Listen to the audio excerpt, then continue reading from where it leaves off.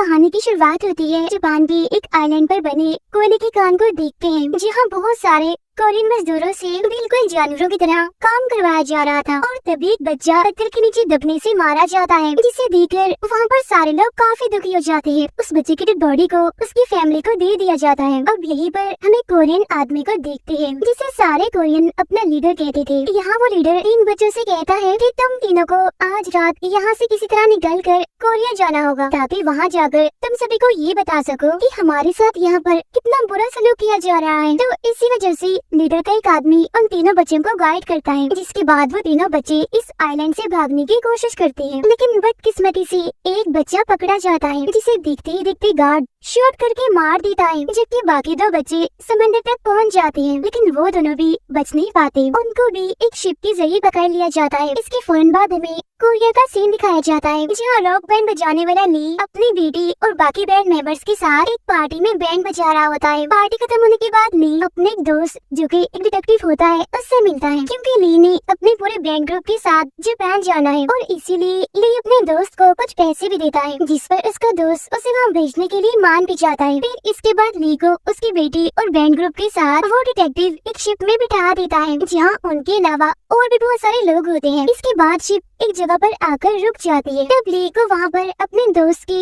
बहुत सारे लेटर्स जमीन पर पड़े हुए मिलते हैं। यानी इसका मतलब ये है कि ली के दोस्त ने उसको धोखा दिया है और उसे एक गलत जगह पर भेज दिया है। और ली के अलावा उसने और भी बहुत सारे लोगों के साथ धोखा किया है। और वहाँ मौजूद सारे ऑफिसर्स लोगों को ट्रेन में भरकर उसी आइलैंड पर ले जाने के लिए निकल जाते हैं। लेकिन जैसे ही वो इस आइलैंड पर पहुँचते हैं तो सारे सोल्जर्स, सारे ऑफिसर्स उन सभी लोगों को मारने पीटने लगते हैं। तो वो सारे लोग उनसे काफी रिक्वेस्ट करते हैं कि प्लीज हमें मत मारो, लेकिन वो तो उनकी एक नहीं सुनती और तो और औरतों को और उनके बच्चों को उनकी फैमिली से अलग करके दूसरी बोट में बिठाकर उन्हें यहाँ से ले जाते हैं। और अब ये देखकर सारे मेल काफी दुखी हो जाते हैं। अब सारे आदमियों को एक जगह पर ले जाकर उनका सारा सामान उनसे दे दिया जाता है। माइन कंपनी का जूनियर मैनेजर वहाँ पर आकर ली से कहता है कि चलो जापान का गीत बजाओ। इसीलिए उसके कहने पर सभी लोग उस गीत को बजाने लगते हैं। और तब इतनी ही देर में वहाँ पर सीनियर मैनेजर भी आ जाता है, जो सभी कोरिया से आए हुए लोगों से कहता है कि हम यहाँ पर आपका वेलकम करते हैं और अब से आप हमारे लिए ही काम करेंगे। अब यहाँ पर सारे लोगों को उनकी अकाउंट स्लिप दी जाती है, जिसमें उन लोगों के इस आइलैंड पर आने का खर्चा, यहाँ पर रहने का खर्चा और साथ ही इस तरह के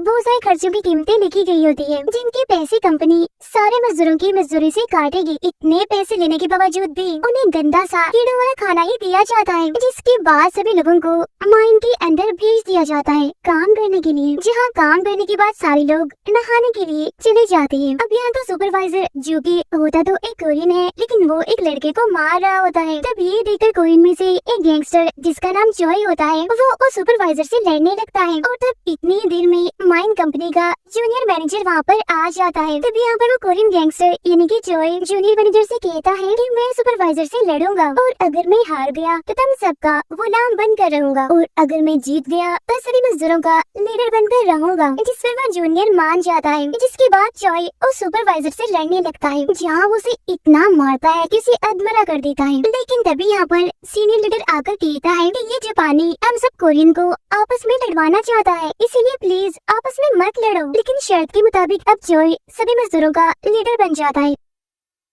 उधर सीनियर मैनेजर बहुत सारी औरतों और बाकी ऑफिसर्स के साथ खाना खा रहा होता है, जहाँ पर ली की बेटी भी होती है। और तभी सीनियर मैनेजर अपने ऑफिसर को अपना पसंदीदा गाना बजाने के लिए कहता है। तब ये सुनकर ली की बेटी कहती है कि इस गाने को तो मैंने गाया है और जो इसका म्यूजिक है वो मेरे फादर ने दिया है, लेकिन उसकी लैंग्वेज सीनियर मैनेजर को बिल्कुल भी समझ नहीं आती। तो इसीलिए एक कोरियन लड़की सीनियर मैनेजर को समझाने के लिए ली की बेटी की बात को ट्रांसलेट करती है, जिसे सुनकर उस सीनियर को काफी अच्छा लगता है। इसीलिए अब ली को उसके पूरे बैंड ग्रुप के साथ सीनियर के पास ले जाया जाता है, जहाँ पर ली अपनी बेटी को देखकर काफी खुश हो जाता है। दूसरी तरफ कोरियन आर्मी बेस पर उस ऑफिसर को उस माइन के लीडर की तस्वीर देकर कहते हैं कि कभी किसी तरह करके इसको उस आइलैंड से बाहर निकालना है, क्योंकि वो एक इकलौता इंसान है जो कि वहाँ के कोरियंस का लीडर है। और तब इस बात पर ये आर्मी ऑफिसर मान जाता है, इसीलिए अब वो खुद भी एक मजदूर बनकर उस आइलैंड के लिए निकल जाता है। उधर सीनियर मैनेजर एक पार्टी रखता है, जिसमें माइन कंपनी के बाकी मेंबर्स भी आए होते हैं और इस पार्टी में ली अपने सभी साथियों के साथ बैंड बजाकर सभी को काफी एंजॉय करवाता है। उधर गैंगस्टर जॉय और बाकी मजदूर दूसरे कान में काम कर रहे होते हैं, यानी कि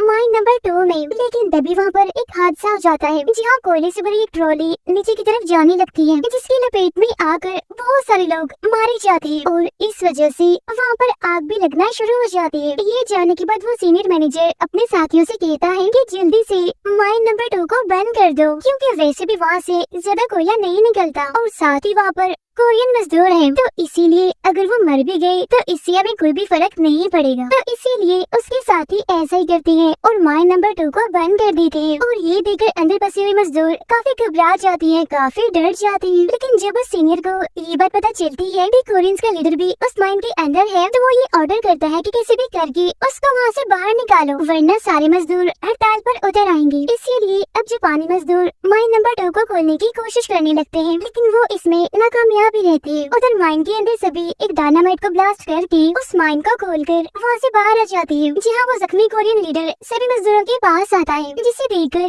सारे मजदूर काफी खुश हो जाते हैं। और इन्हीं में वो आर्मी ऑफिसर भी शामिल था, जिसको कि इस लीडर को यहाँ से निकालने के लिए भेजा गया था। जहाँ बाद में वो आर्मी ऑफिसर लीडर के पास आकर उससे कहता है कि मुझे आर्मी ने यहाँ पर भेजा है तुम्हें वापस ले जाने के लिए, लेकिन इसके लिए मुझे टेलीग्राफ की जरूरत होगी ताकि मैं आर्मी से राब्ता करके यहाँ पर जहाज मंगवा सकूँ। तब ये सुनकर वो लीडर कहता है कि ठीक है, जल्द से जल्द मैं टेलीग्राफ का बंदोबस्त करवा देता हूँ। इसीलिए अब वो आर्मी ऑफिसर ली के पास आकर उससे कहता है कि मुझे ऑफिसर के रूम की चाबी चाहिए, क्योंकि उस ऑफिसर के रूम में टेलीग्राफ है। लेकिन ली यहाँ पर उससे पूछता है कि पहले तो मुझे ये बताओ कि तुम्हें वो चाबी चाहिए क्यों, और तुम उस टेलीग्राफ को हासिल करना क्यों चाहते हो। तब ये सुनकर वो आर्मी ऑफिसर कहता है क्योंकि असल में मैं उस लीडर को यहाँ से ले जाने आया हूँ और मैं आर्मी का एक ऑफिसर हूँ। तब ये सुनकर ली कहता है तो फिर ठीक है, मैं तुम्हें एक शर्त पर ही वो चाबी दूंगा कि अगर तुम मुझे और मेरी बेटी को भी इस आइलैंड से ले जाओगे। और तब ये सुनकर वो आर्मी ऑफिसर भी मान जाता है। इसके बाद ली चुपके से ऑफिसर की चाबियों की गुच्छी से केबिन की चाबी को गर्म करके उसका पेंट एक फिल्म रेल पर ले लेता है, जिसके बाद वो अपने दोस्त को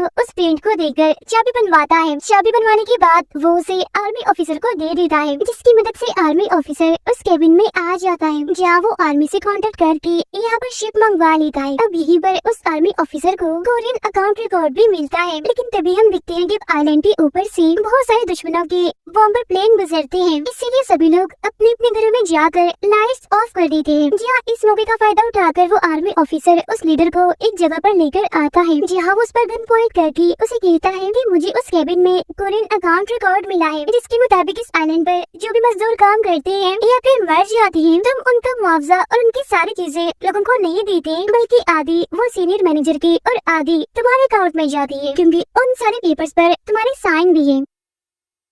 ये सुनकर वो लीडर कहता है लेकिन मैं तो ऐसा कुछ भी नहीं करता, बल्कि वो सीनियर मुझे फंसाने की कोशिश कर रहा है। और तब इतनी ही देर में ली भी अपने बेटे के साथ यहाँ पर आ जाता है। लेकिन अब पूरे आइलैंड पर ब्लास्ट होने लगते हैं, जिसमें वो सीनियर भी जल जाता है। जहाँ बाद में सारे जापानी बंकर में जाकर सभी कोरियंस को वहाँ पर मरने के लिए छोड़ देते हैं। लेकिन इसका फायदा उठाकर वो लीडर यहाँ से भागने लगता है, लेकिन तब उसे यहाँ पर बचाने के लिए उसका अपना खास आदमी आ जाता है। यहाँ वो लीडर अपने खास आदमी से सवाल करता है कि क्या तुमने उस अकाउंट रिकॉर्ड को देखा, जिस पर उसका खास आदमी हाँ में जवाब देता है कि हाँ मैंने देखा। तो इसलिए वो लीडर उसे यहीं पर ही शूट करके मार देता है। और अब ये चीज ली और उसकी बेटी भी चुप कर देख लेती है। अब माइन कंपनी का सीनियर ऑफिसर जूनियर को कॉल करके कहता है कि हिटलर मारा गया और जिसने भी नाजी की मदद की उसको क्रिमिनल मानकर उस पर हमला किया जा रहा है, और अमेरिका ने हिरोशिमा पर काफी खतरनाक बॉम्ब गिरा दिया है, जिसकी वजह से पूरा हिरोशिमा बर्बाद हो गया है। अब ये सुनकर जूनियर मैनेजर अपने सीनियर ऑफिसर से कहता है कि हमारा सीनियर मैनेजर जख्मी है क्योंकि वो जल चुका है बॉम्ब ब्लास्ट में, इसीलिए अब हमें मदद चाहिए। ये सुनकर वो सीनियर ऑफिसर कहता है कि तुम ऐसा करो, अपने उस सीनियर मैनेजर को मार दो और खुद तुम सीनियर बन जाओ। इसीलिए अब वो जूनियर मैनेजर ऐसे करता है, यानी कि वो सीनियर मैनेजर को मार देता है। अगले दिन सारे जापानीज कोरियंस को भगाने के लिए धरना दे रहे होते हैं, क्योंकि एक कोरियन ने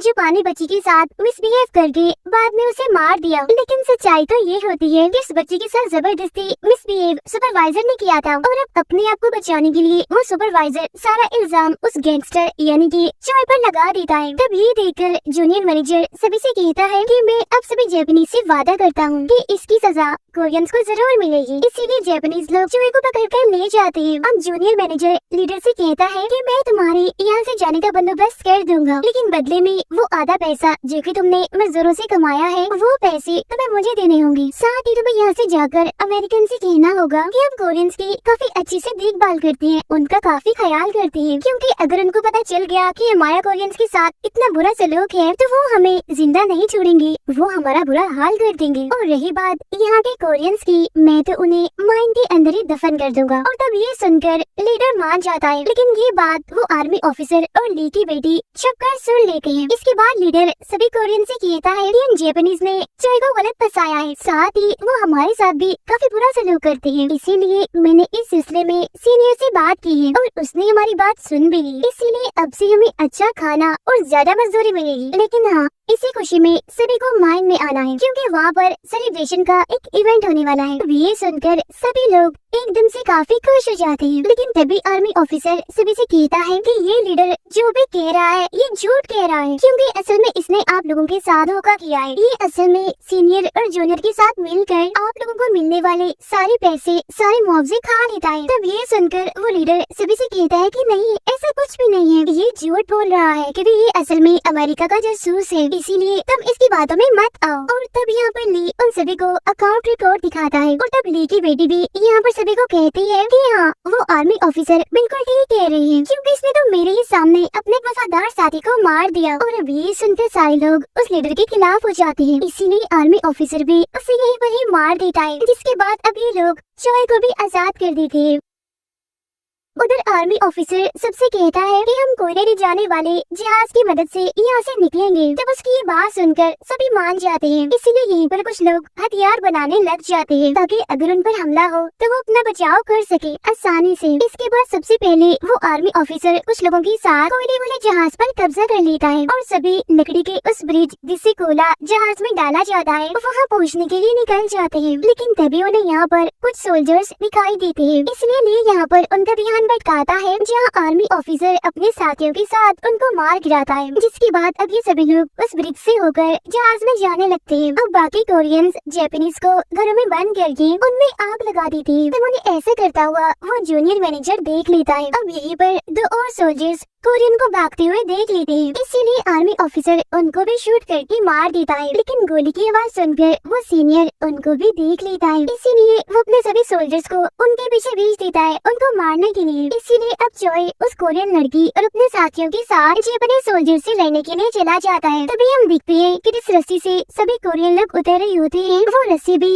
देखते ही देखते टूट जाती है और जापानीज के अटैक से बहुत सारे लोग मारे भी जाते हैं। इसी वजह से सभी कोरियंस एक साथ ही उस ब्रिज पर चढ़ने लगते हैं, लेकिन वजन ज्यादा होने की वजह से वो ब्रिज भी टूट जाता है, जिसकी वजह से आधे लोग तो जहाज में चले जाते हैं लेकिन आधे लोग इसी आइलैंड पर फंस जाते हैं। और अब यहाँ पर देखते ही देखते जापानीज और कोरियंस में खतरनाक लड़ाई शुरू हो जाती है। तब यहाँ ली अकेला ही उस ब्रिज को उठाने की कोशिश करता है, लेकिन उससे वो ब्रिज नहीं उठ पाता, इसीलिए अब उसकी बेटी उसकी मदद करने के लिए आती है। और अब ये देखकर सभी लोग उनकी मदद करने के लिए उस ब्रिज को उठाने लगते हैं। तभी यहाँ पर लड़ते हुए उस कोरियन लड़की को गोली लग जाती है, जो गोली असल में सुपरवाइजर ने चलाई होती है। इसी वजह से चॉय को काफी गुस्सा आ जाता है, इसीलिए वो उस सुपरवाइजर से लड़ने जाता है, जहाँ वो उसकी गर्दन की और उसकी बॉडी की हड्डियाँ तोड़कर उसी बड़ी बेरहमी से मार देता है। लेकिन जब वो उस कोरियन लड़की के पास वापस आ रहा होता है तो वो देखते ही देखते उससे भी गोली लग जाती है, लेकिन किसी भी तरह करके वो उस कोरियन लड़की के पास आ ही जाता है और फिर यहाँ पर देखते ही देखते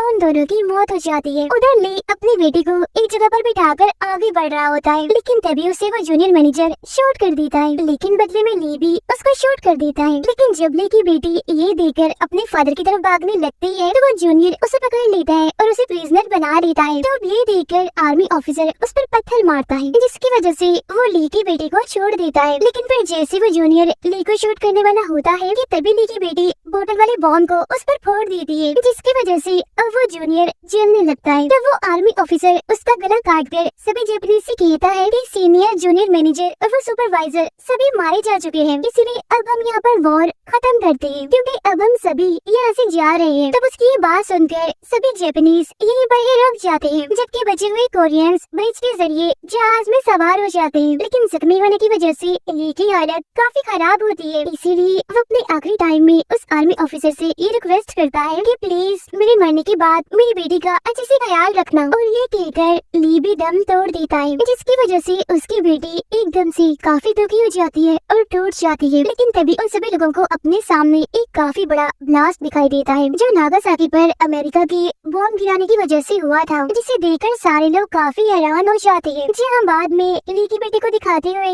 ये मूवी यहीं पर एंड हो जाती है। Thank you for watching.